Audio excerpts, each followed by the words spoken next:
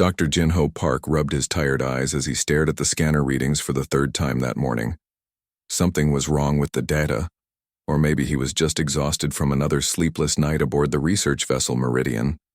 The coffee on this ship tasted like recycled water, and the artificial gravity made his stomach feel queasy even after 6 months in space. Just another boring day mapping rocks, he muttered to himself, adjusting his worn lab coat.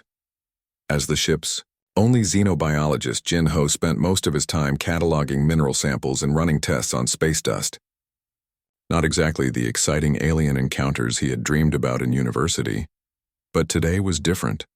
His equipment kept picking up strange energy readings from an area that should have been empty space. The signatures didn't match anything in their databases. They pulsed in patterns that seemed almost intentional, like someone tapping out a rhythm on a table. Jin-Ho knew he should report the anomaly to Captain So-Min Lee immediately.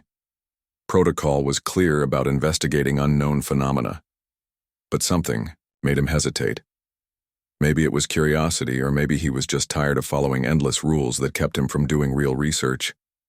He checked the ship's duty roster. Most of the crew was busy with their own tasks. The captain was reviewing supply reports. This might be his only chance to take a quick look without causing a fuss. Jin-Ho quietly piloted one of the small research shuttles toward the energy source. His hands trembled slightly as he navigated through the asteroid field. Space rocks floated past his tiny window like silent giants. One wrong move could crush his shuttle like an egg. The energy readings grew stronger as he approached a particularly large asteroid. But as he got closer, Jin-Ho realized this wasn't a normal space rock. Someone had carved it out from the inside, creating a hollow shell that could hide something big. His heart pounded as he maneuvered around the asteroid's dark side. There, tucked into a carved-out cavity, was something that made his breath catch in his throat. A ship, but not like any human vessel he had ever seen. The alien craft looked like it was made from living crystal, with smooth curves that caught and reflected the distant starlight. Parts of it flickered with dying energy, like a candle about to go out. Hull breaches scarred its surface, and what looked like engine components hung loose and broken. Jin-Ho's training told him to return to the Meridian immediately and report his discovery. First contact with alien life was supposed to involve entire diplomatic teams, not one curious scientist in a research shuttle. But something about the ship's condition worried him. Those energy readings were getting weaker by the minute. He docked, his shuttle carefully against the alien vessel's hull. His hands shook as he suited up in his emergency gear. Every regulation he had memorized during his years of training screamed at him to turn back. But Jin-Ho had become a scientist to help save lives, and something told him lives were in danger, here. The airlock opened with a soft hiss. Inside the alien ship, emergency lighting cast strange shadows on crystalline walls that seemed to grow rather than be built. The air felt thick and warm, with a sweet smell like flowers mixed with ozone. Jin-Ho followed the energy readings deeper into the ship. His portable scanner led him to what looked like a living area. And there, huddled together in the dim light, he found them. 4 beings unlike anything he had ever imagined. They looked like living sculptures made from clear crystal, their bodies catching and bending light in beautiful patterns. 2 were larger, obviously adults, while 2 smaller ones appeared to be children. Their crystalline forms pulsed weakly with internal light that was clearly fading. One of the adults noticed Jin-Ho and tried to move, but collapsed from exhaustion. Their life support systems were failing. Whatever had damaged their ship had also compromised their ability to survive. Jin-Ho's medical training kicked in. He didn't care about protocols or regulations anymore. These were living beings in desperate need of help. He quickly assessed their condition using his portable medical scanner. Their life signs were weak but stable for now. Working carefully, Jin-Ho managed to transport all 4 aliens back to his shuttle. They were surprisingly light, their crystalline bodies weighing less than he expected. He made several trips, making sure each one was secure before moving to the next. Back on the Meridian, Jin-Ho smuggled his unexpected passengers into the ship's quarantine bay. The medical facility was rarely used and would provide the privacy he needed. As he worked to stabilize their condition, One thought kept running through his mind. His career was probably over. But maybe some things were more important than following rules. Jinho spent 3 sleepless days in the quarantine bay, watching over his unexpected patients. The crystalline beings seemed to respond well to the basic life support he had rigged up, but communication remained impossible. Their bodies pulsed with soft light patterns that might have been their version of speech, but Jinho couldn't understand any of it. On the 4th morning, everything changed. Jinho had been tinkering with the ship's universal translator, a device usually reserved for analyzing ancient human languages found on colony worlds. He never expected it to work with completely alien communication, but desperation made him try everything.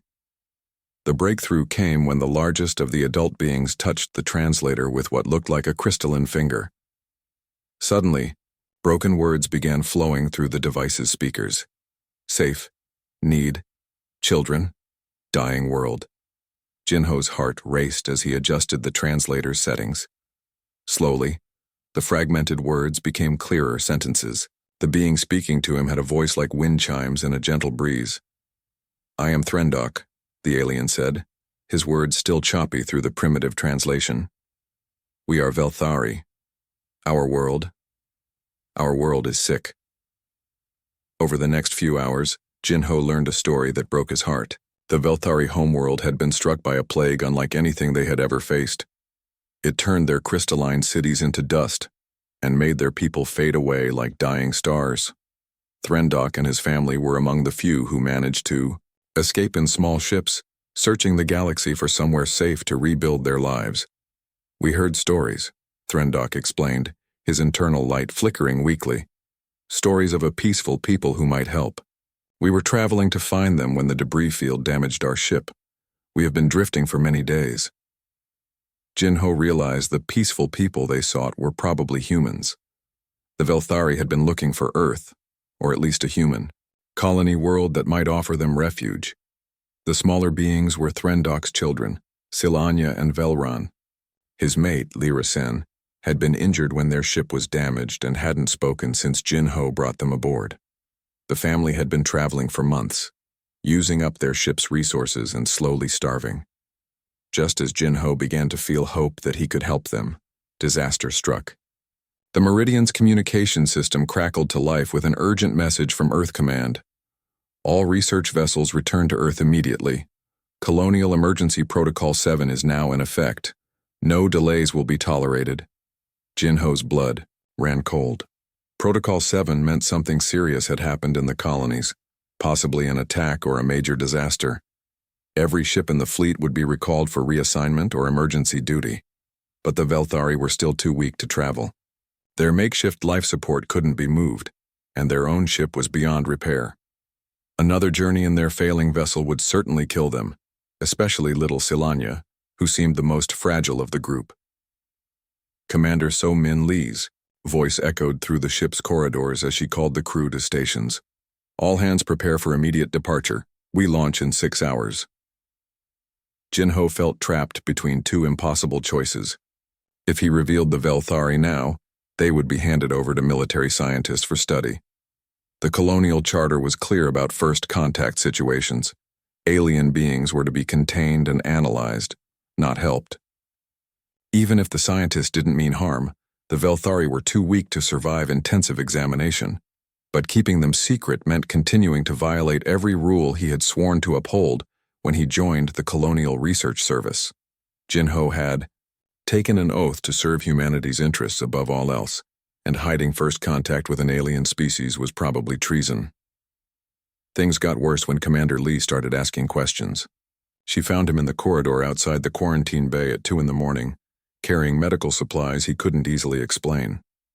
"Dr. Park, you've been spending a lot of time in the medical bay lately," she said, her sharp eyes studying his face. "Is everything all right? Are you feeling sick?" Jinho's mind raced for an excuse. "Just running some tests on mineral samples. Some of the dust from the asteroid field might be contaminated." Lee nodded slowly, but Jinho could tell she wasn't entirely convinced. "Well, make sure everything is secure before we depart. I don't want any dangerous materials loose during our jump to Earth." As she walked away, Jin-Ho realized he was running out of time. In a few hours, the Meridian would leave this system forever. The Velthari would either come with them as prisoners or be left behind to die in their broken ship. Standing in the quarantine bay, watching Threndok gently tend to his injured mate while his children rested nearby, Jin-Ho made his choice.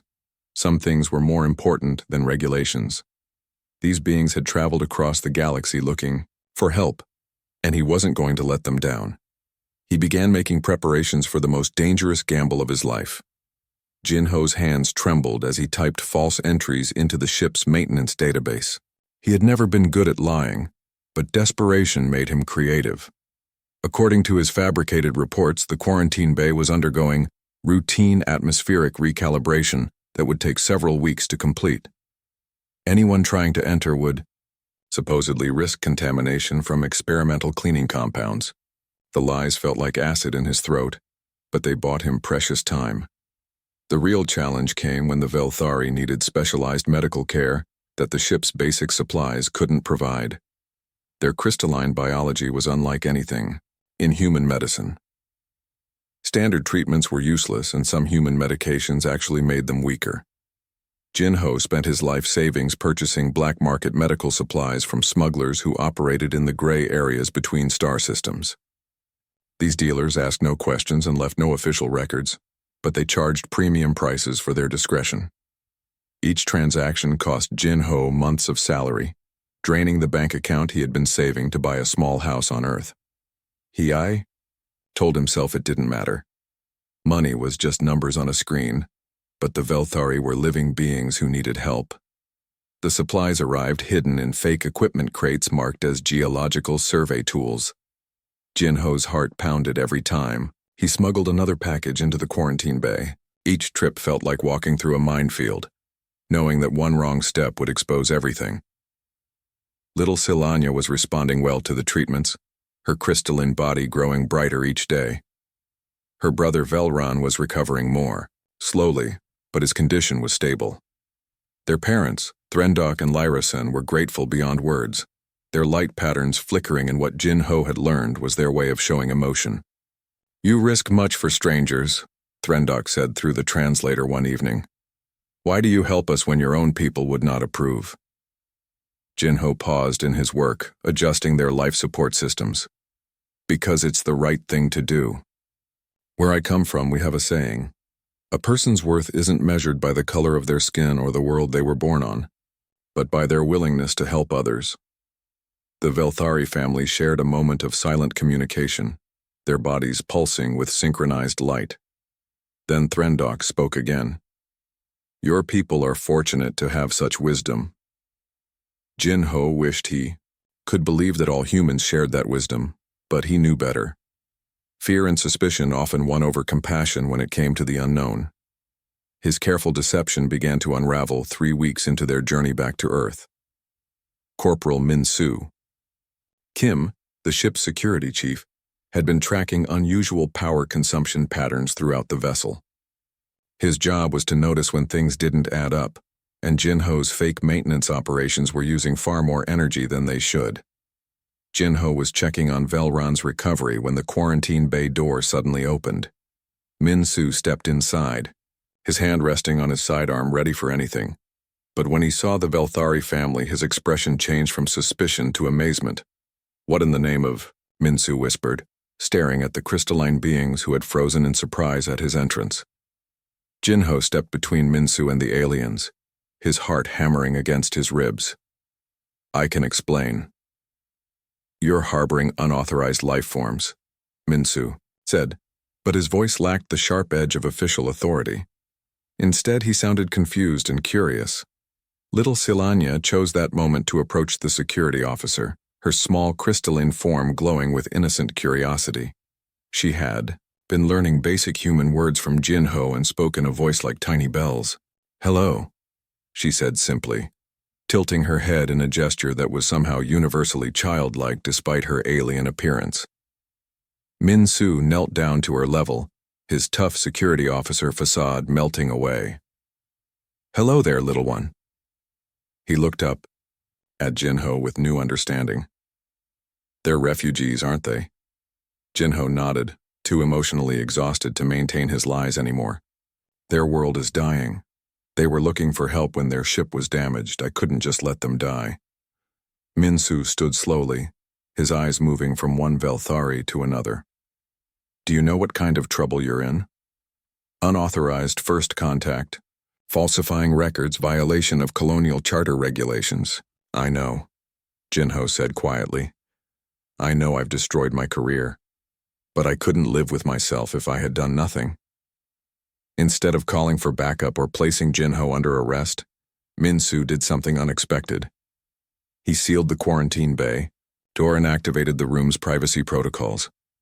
My daughter is about her age, he said, nodding toward Silanya. If she were lost and scared on some alien world, I'd hope someone would help her, even if it meant breaking rules. From that moment, their conspiracy of compassion doubled in size. Minsu used his security clearance to redirect surveillance away from their activities. He helped Jinho acquire better medical equipment and even brought the Velthari children small gifts, crystals from various worlds that reminded them of home. Their partnership worked perfectly for 2 more weeks. Then Commander Lee discovered them. Jinho was teaching Velron basic English phrases when the commander walked into the quarantine bay unannounced. Her face went through a series of expressions: surprise, anger, and finally cold determination. Dr. Park, Corporal Kim, you are both under arrest for violation of Colonial Charter Article 12, unauthorized contact with non-human intelligence. These aliens will be transferred to Military Research Division immediately upon our arrival at Earth. As security personnel surrounded them, Jinho watched Silanya hide behind her father's crystalline form, terrified by the sudden commotion. Everything he had worked for was about to be destroyed. Jinho sat in the ship's detention cell, staring at his hands while security guards prepared to transfer the Velthari family to a sealed containment unit. Through the small window he could see little Silanya crying, her crystalline body flickering with distressed light patterns. The sight broke his heart more than his own ruined career ever could. Commander Lee had been clear about what would happen next. The moment they reached Earth, military scientists would take over. The Velthari would become research subjects, studied and tested until every secret of their biology was understood. Their freedom, their dignity, their lives as a family, none of that would matter to the researchers. I'm sorry, Jinho whispered to himself, wishing Threndok could hear him.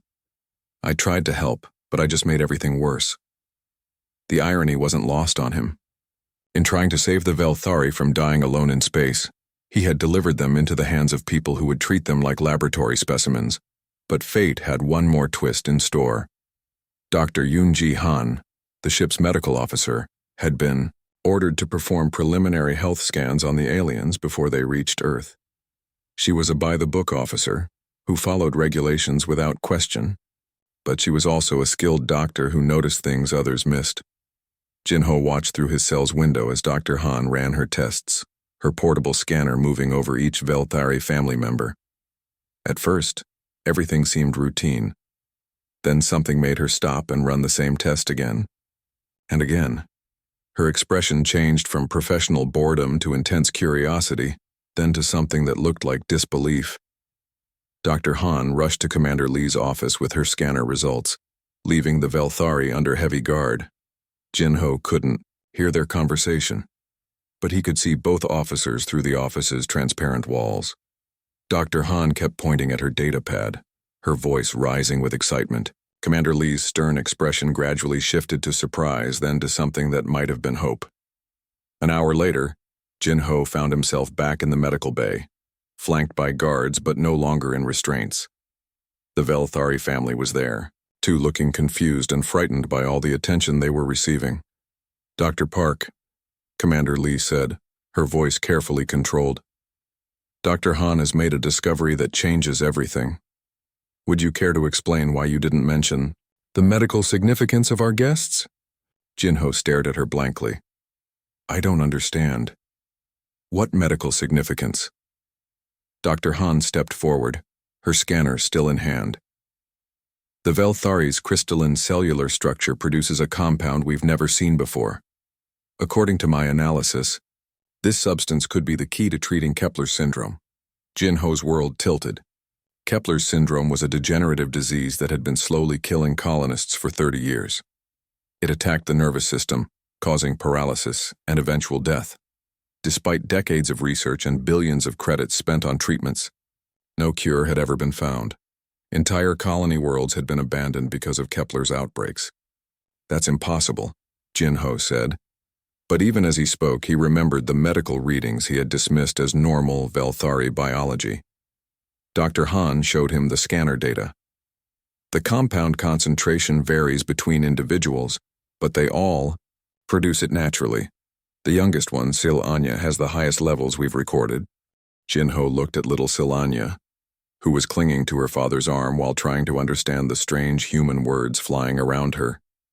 The child who had been learning to say hello in English might hold the cure to a disease that had caused immeasurable human suffering. Commander Lee's next words confirmed Jin-Ho's worst fears.